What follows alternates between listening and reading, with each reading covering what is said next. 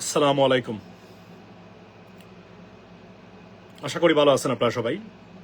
আমার একটা এই যে ছবিটা দেখতে পাচ্ছেন, ফটোটা হচ্ছে আমাদের ফালেন হীরা, কেন বাংলাদেশি বংশোদ্ভূত পুলিশ অফিসার দিদারুল ইসলাম, যিনি বন্দুকধারীদের গুলিতে গতকালকে নিহত হয়েছেন ইউনিফর্ম পরা অবস্থায়। এবং আমি আমার আমেরিকাতে যতদিন এসেছি এবং আসার আগ থেকে যে খবরটা নিয়েছি সেটা হচ্ছে বাংলাদেশের নাম আমেরিকান মিডিয়া, নর্থ আমেরিকা তথা সারা বিশ্বে এমনভাবে প্রচার হয় নাই। গতকালকে বন্দুকধারী গুলিতে আপনার পার্ক এভিনিউতে 4জন মানুষ এখন শুনতে পাচ্ছি নিহত হয়েছেন। এর মধ্যে ইউনিফর্ম পরা police officer, NYPD police officer এই যে দিদারুল ইসলাম ভাই, মৌলভীবাজার জেলার বড়লেখার সন্তান, মা বাবার একমাত্র সন্তান। উনি রেখে গেছেন দুইটা ছেলে, দুইজন সন্তান এবং উনার বউ, উনার ওয়াইফ, আপনার 8 মাসের অন্তঃসত্ত্বা। আমি সেই হিরোর আত্মার মাগফিরাত কামনা করি, আল্লাহ তাকে বেহেশত নসিব করুক এবং তার পরিবারের সুখ সন্তত পরিবারের প্রতি গভীর সমবেদনা জানাচ্ছি। এবং আমি বলি যে এটা আমি এই জন্যই বলছিলাম যে মরে গিয়েও দেশকে নিয়ে গেছেন এক অন্য উচ্চতায়, দিয়ে গেছেন এক নতুন বাংলাদেশের নাম সারা পৃথিবীতে, আমেরিকান মিডিয়াতে। যারা মুসলিম বিরোধী তারাও দিদারুল ইসলামের নাম এন ইমিগ্রান্ট ফ্রম বাংলাদেশ উল্লেখ করেছে। এটা আনবিলিভেবল একটা ঘটনা। মৃত্যু অনেক, আপনার অনেক মৃত্যু যে কতটা মানে সফল হতে পারে সেটা আপনার দেখিয়ে দিয়েছেন দিদারুল ইসলাম। খুবই দুঃখজনক ঘটনা যে পরিবারের একমাত্র সন্তান, আজকে মা বাবা আমি জানি না তারা কিভাবে নিজেদেরকে সান্ত্বনা দিচ্ছেন, উনার ওয়াইফ, তাদের প্রতি সমবেদনা থাকলো। এখানে বলে রাখি, আমি আজকে আমার সাবজেক্টটা হলো বাংলাদেশ বিষয়। সেটা হলো যে যে বাংলাদেশের জাতিসংঘের মানবাধিকার অফিস নিয়ে আপনার আব্বাসি হুজুর এবং আপনার মাদানির অতিরিক্ত বাড়াবাড়ি কিন্তু ভয়ঙ্কর আকার ধারণ করেছে বলে রাখি।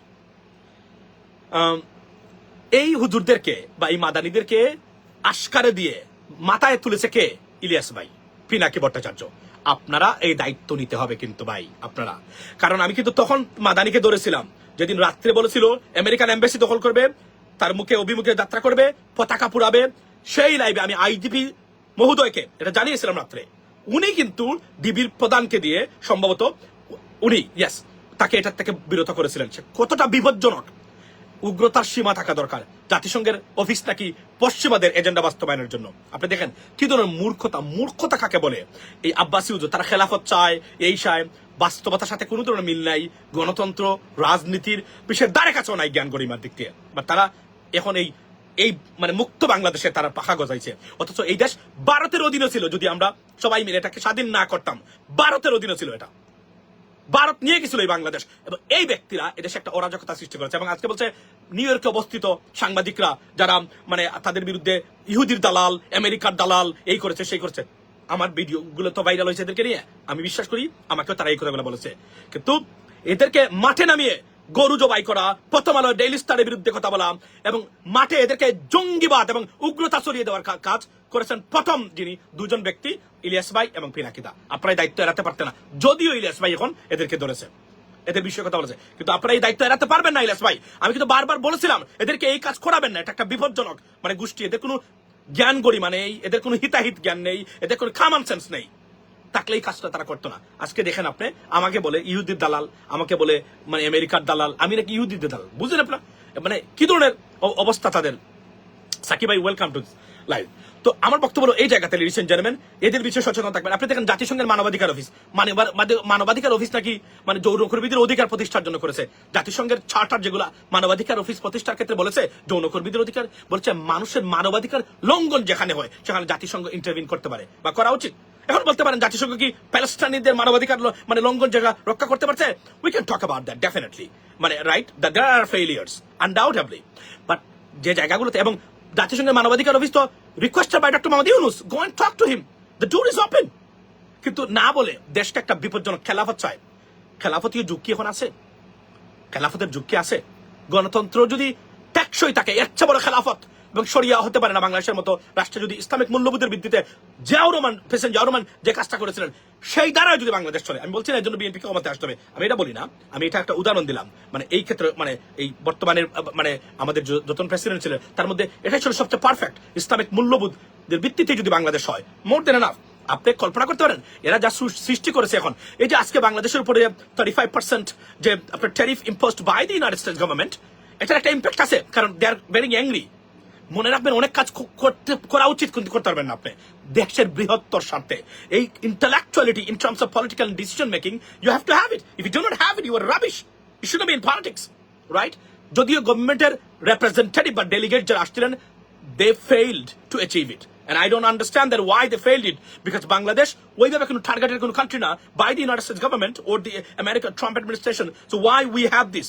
There are some mistakes or failures by the interim government's representatives, I can tell you that.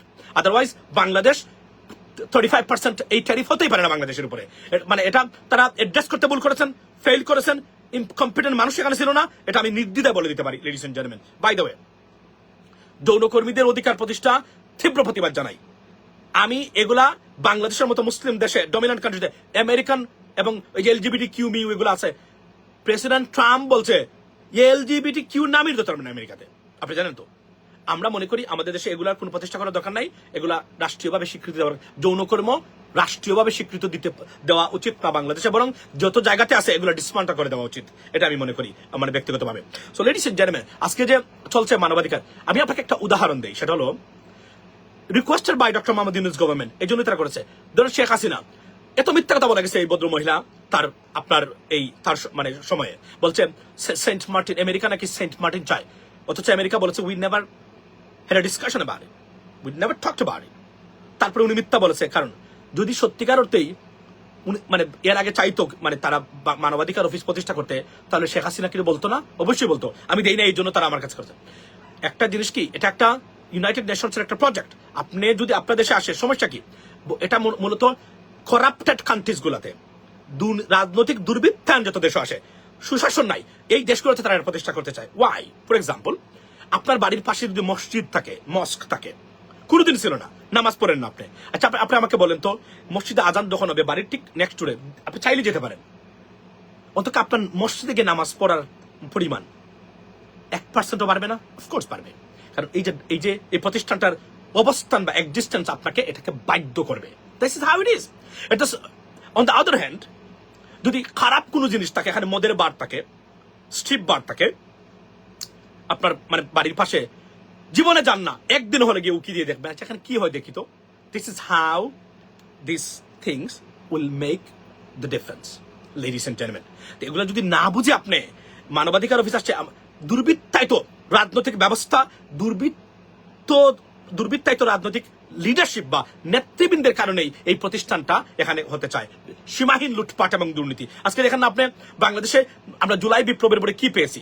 সারা বাংলাদেশের ছাদাবাজি এবং চলছে, কেউ কারো কাছ কারো কাছ থেকে পিছনে নাই, সবাই যে যেভাবে পারতেছে করা শুরু করেছেন তারা এভাবে।